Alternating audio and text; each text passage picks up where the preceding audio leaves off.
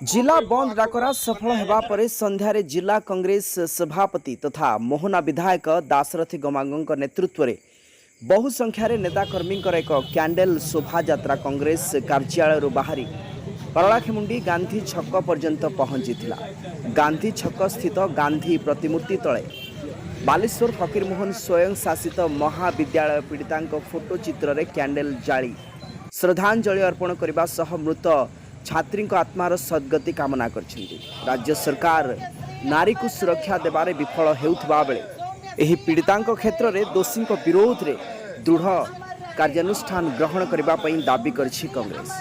जेबे पर्यंत न्याय न मिली से पर्यंत आमे लड़े जारी रखिबु बोली कहिसेंती जिला कांग्रेस सभापति तथा मोहना विधायक। गजपति जिला कांग्रेस कमिटी तरफ आमे सोमश्री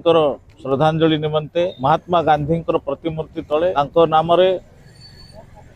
कैंडल शोभा यात्रा करने सहित नीरव प्रार्थना करागला एवं आमे एइथिपै करिछु राज्य रे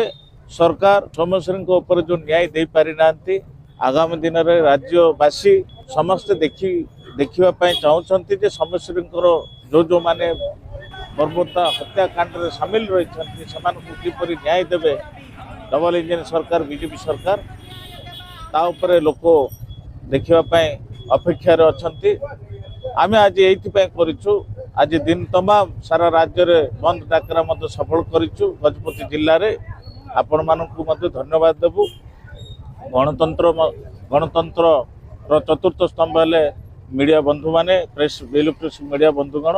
आपण मानक माध्यम कोणे अनुकोण वार्ता पहुँचब जे